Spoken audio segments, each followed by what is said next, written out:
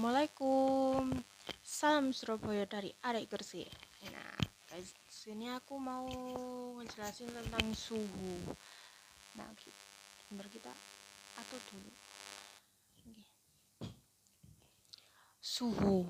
Di sini aku mau jelasin tentang pengaturan suhu tubuh manusia berdasarkan kaidah fisik dan kaidah metabolisme.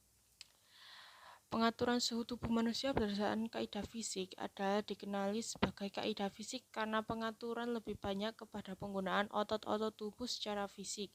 Di selang probabilitas yang akan terjadi ialah suhu badan tinggi lebih normal, suhu badan rendah terlebih normal. Apabila suhu badan tinggi, termoreseptor akan mentransfer suhu pada kulit, di otak, hipotalamus, dan berfungsi sebagai termostat untuk mengatur suhu darah yang melewatinya. Mekanisme koreksi akan diarahkan atau dirangsang oleh hipotalamus dengan memakai koordinasi yang dirangsang oleh hipotalamus dengan memakai koordinasi tubuh. Nah, itu kalau yang memakai fisik. Kalau yang pakai metabolisme itu dikenal sebagai kaidah metabolisme karena pengaturan lebih kepada penggunaan kimia badan daripada secara fisik. Walaupun terdapat pengaturan yang melibatkan otot-otot, kawalan ini melibatkan peran otot rangka, kelenjar adrenal, dan kelenjar tiroid. Dalam kondisi sejuk, hipotalamus akan mengatur otot rangka untuk vasokontraksi secara aktif. Hal ini akan menyebabkan seorang menggigil dan meningkatkan suhu badan. Pada masa yang sama, kelenjar adrenal akan mentransfer hormon adrenal dan non-adrenalin, sedangkan kelenjar tiroid akan mensekresikan hormon tiroksin. Semua hormon ini bertujuan untuk meningkatkan suhu badan dengan cara meningkatkan metabolisme. Nah, kalian tahu nggak kalau suhu badan manusia itu berpengaruh loh sama umur. Jadi semakin tua umurnya, suhu badan manusia akan semakin rendah. Makanya kalau bayi itu suhu badannya selalu hangat. Kalau dingin itu berarti bayinya lagi kedinginan. Nah, kalian harus tahu aku kasih tahu ya, suhu badan manusia berdasarkan umurnya itu, orang dewasa itu suhu tubuhnya itu sekitar 36,1 sampai 37,2 derajat. Sedangkan untuk bayi dan anak kecil suhu tubuh normalnya bisa lebih tinggi, yaitu 36,6 sampai 38 derajat Celcius. Nah, suhu tubuh normal itu juga di bagian tubuh yang lain itu tuh suhu tubuhnya tuh beda-beda, kayak di ketiak, di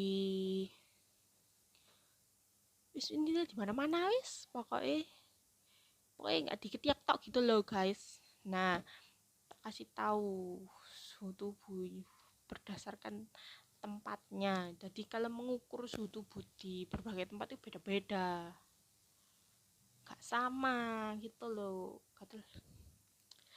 Pengaturan suhu tubuh melalui rektal. Walaupun cara ini terasa tidak nyaman, mengukur suhu tubuh normal melalui pengukur rektum atau anus merupakan cara paling tepat untuk mendapatkan inti dari suhu tubuh. Kisaran suhu tubuh yang normal melalui pengukuran rektal itu ada 36,6 Celcius sampai 38 Celcius. Pengukuran suhu tubuh melalui oral. Pengukuran suhu tubuh oral dapat dilakukan dengan menempelkan termometer di bukal atau di pipi, di sublingual atau di bawah lidah. Itu di oral itu di mulut ya guys. Nah, biasanya itu suhu tubuh normal melalui pengukuran oral biasanya lebih rendah. Lebih rendahnya sama 1,1 Celcius, yaitu antara 35,5 Celcius dan 37,5 Celcius. Nah, pengukuran suhu tubuh melalui ketiak biasanya di ketiak tapi di sini loh guys. Nah, gini itu mengukur suhu tubuh yang sering dilakukan. oleh petugas medis adalah dengan mengukur bagian tubuh melalui ketiak, area selangkangan. Suhu tubuh normal orang dewasa yang dilakukan melalui ketiak berkisar antara 34,7 Celcius dan 37,3 Celcius.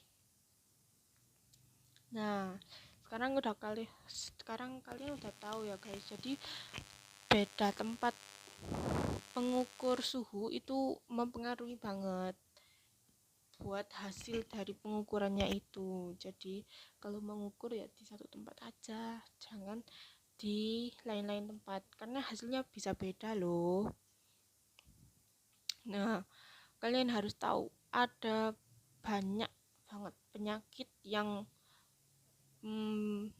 berpengaruh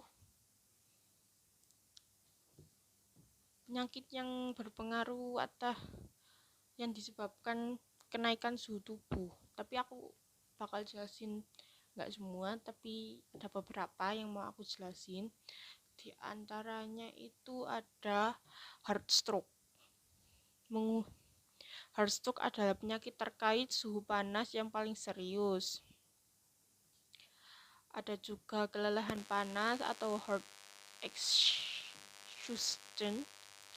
Seseorang mengalami kelelahan setelah menghabiskan waktu lama di suhu tinggi dan tidak dapat cukup air. Ada rhabdomyolysis. Rhabdomyolysis adalah satu sindrom atau kumpulan gejala yang disebabkan oleh kerusakan dan kematian jaringan otot atau rangka. Nah, habis itu ada heart syncope. Heart syncope adalah suatu kondisi di mana seseorang mengalami pingsan atau hampir pingsan karena paparan suhu panas dalam rangka waktu tertentu. Lalu yang terakhir ada kram panas. Biasanya menyerang saat seorang berkeringat sangat banyak, membuat tubuh kehilangan cairan dan garam yang disebut elektrolit hingga otot menjadi kram. Kram panas juga bisa menjadi tanda bahwa Anda mengalami kelelahan panas. Ya bisa dibilang ini dehidrasi gitu. Nah,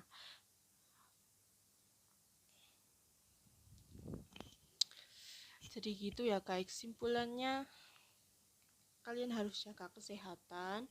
Kalau kalian merasa suhu tubuh kalian meningkat, ataupun saat kalian cek udah nggak wajar, lebih baik kalian konsulkan pada orang yang ahli atau kalian cepet-cepet minum obat gitu. Ya udah, sekian dari Koni. Terima kasih telah menonton. Bye bye.